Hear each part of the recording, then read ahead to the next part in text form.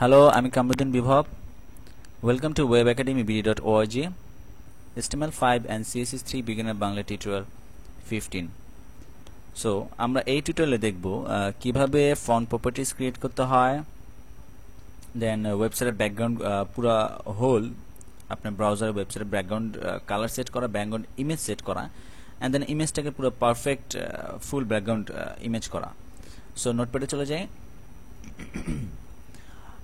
আপনারা দেখেন আমি আগের টিউটোরিয়ালে যা করে রেখেছিলাম ঠিক ওভাবে আছে। আপনার style.css এর মধ্যে ঠিক ওভাবে আছে। আমি ফন্ট প্রপার্টিজ আপনাকে ফন্টের কিছু কাজ দেখাই। ফন্ট প্রপার্টিজ আমি এর আগে দেখেছিলাম কালার, ব্যাকগ্রাউন্ড কালার, দেন ফন্ট ফ্যামিলি, আর কিভাবে গুগল ফন্টস থেকে ফন্ট ফ্যামিলি নিয়ে আসতে হয় ওটা দেখালাম। তো আমি একটা কাজ করি, আপনারা প্যারাগ্রাফে যখন আমি এই ফন্টটা ধরে রেখেছি, আমি চাচ্ছি যে এই ফন্টটিকে সাইজটি বড় করব।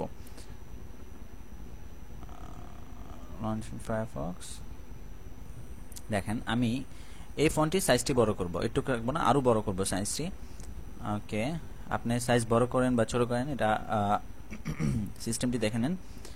ফন্ট সাইজ কত পিক্সেল করবেন সাইজটি? এখন মনে হয় আছে সম্ভবত 8-9 পিক্সেল। আমি 18 পিক্সেল করে দিই। 18 পিক্সেল, কন্ট্রোল এস, সেভ। ওকে, দেখেন ফন্টের সাইজ আরো বড় হলো। আপনারা যত ইচ্ছা তত বড় করতে পারবেন।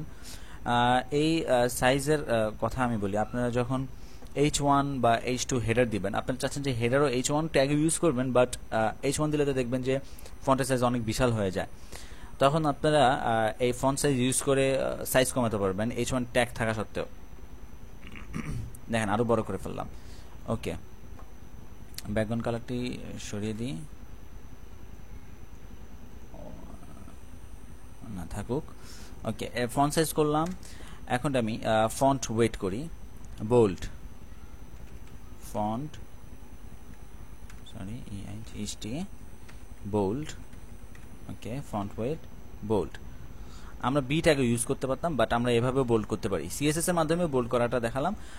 আপনি এখানে বি অথবা স্ট্রং ট্যাগ ইউজ করে ফন্টকে বোল্ড করতে পারবেন, অন্যতবা ফন্ট ওয়েট বোল্ড লেখেও বোল্ড করতে পারবেন। এরপর দেখায় ফন্ট স্টাইল। দেখেন ফন্ট স্টাইল ইটালিক। আপনি ঠিক ফন্ট বোল্ডটাকে যেভাবে বি ট্যাগ ইউজ করে বোল্ড করতে পারতেন, ইটালিক এটাকেও আপনি EM ইউজ করেও করতে পারতেন, আবার সিএসএস এর মাধ্যমেও করতে পারবেন। ওকে, ইটালিক হয়ে গেল। সো আমরা ফন্ট প্রপার্টিজ দেখলাম। আমি এখন আপনাদেরকে মজার কিছু জিনিস দেখাই, কিভাবে আমরা আমি চাচ্ছি যে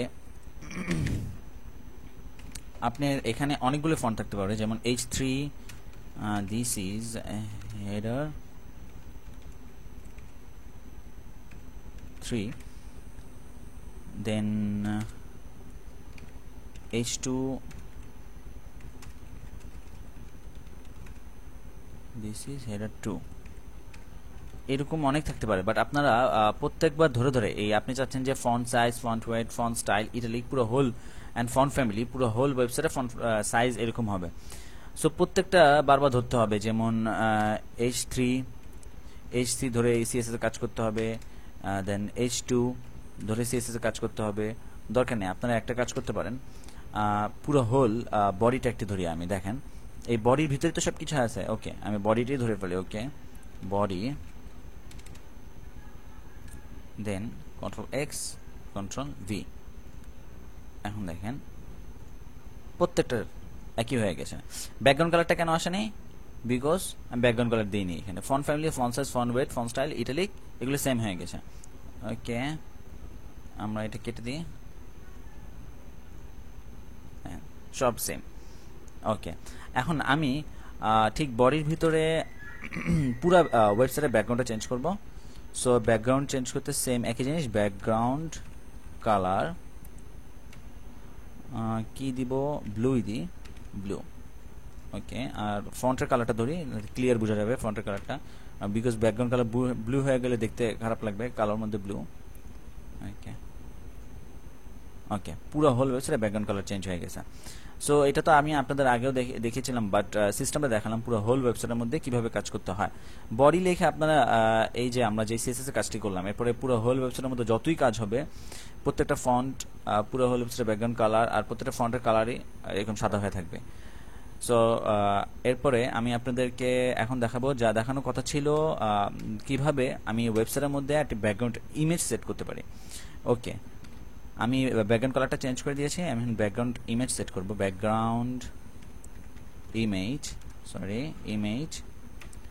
ব্যাকগ্রাউন্ড ইমেজ, দেন ইউআরএল, লিঙ্কটি আনতে হবে আমাদের। ইউআরএল দেখেন, আমি আমার ডেস্টিনেশন ফোল্ডারে চলে যাই, যেখানে আমি index.html style.css টি কাজ করেছি।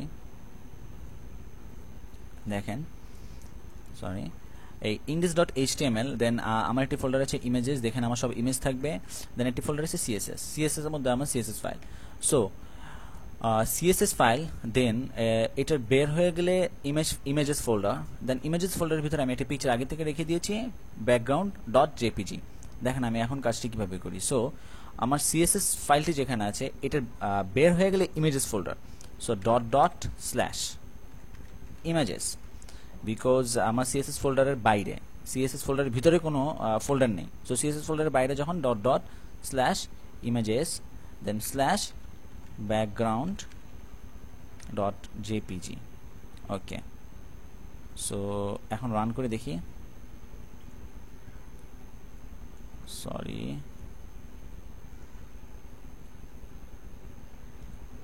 background.jpg,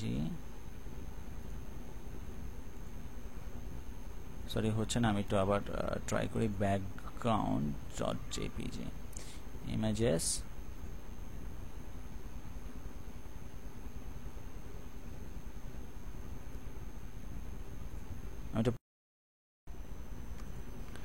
hello. সো আমার সিলি একটা খুব ভুল হয়েছে, আমি ইউআরএল পরে এই ডট চিহ্নটি দিয়ে দিয়েছিলাম। সো ব্যাকগ্রাউন্ড ইমেজ ইউআরএল আমার সিএসএস ফোল্ডারের বাইরে, ইমেজেস ফোল্ডার, দেন ইমেজেস ফোল্ডারের ভিতরে background.jpg। ওকে, সেভ, দেন রান। দেখেন আমার পিকচার একরকম, এখানে দেখাচ্ছে একরকম। দেখেন আমার পিকচারটা আমি বড় করে দেখি আপনাকে। পিকচার একরকম, এখানে দেখাচ্ছে একরকম, বিকজ পিকচারের রেজুলেশন অনেক বিশাল। আপনি রেজুলেশন অনুযায়ী 2560 ইন্টু 1600 রেজুলেশন অনুযায়ী আপনার আমাদের ওয়েবসাইটের ব্যাকগ্রাউন্ডটি অনেক বেশি বড় হয়ে গেছে। যদি রিলেশন কম থাকতো তাহলে কমই আসতো, যদি সাইজ মতো থাকতো তাহলে সাইজ মতোই আসতো। সো আমি আপনাদেরকে দেখি কিভাবে পুরোপুরি ওয়েবসাইটের ব্যাকগ্রাউন্ডটা পারফেক্ট ফুল ব্যাকগ্রাউন্ড সেট করতে হয়, কিভাবে কভার করতে হয় পুরো পিকচারটাকে। ওকে, দেখেন background size, so background size ধরবো, দেন কভার। Okay, that's it. ঠিক যত বড় রেজুলেশন থাকুক আমার পুরো হোল ওয়েবসাইটের মধ্যে কভার হয়ে গেছে। সো দ্যাটস ইট, আজকের টিউটোরিয়াল এইটুকু পর্যন্তই। So thank you for watching, like, comments and share, and subscribe to my YouTube channel. Thank you.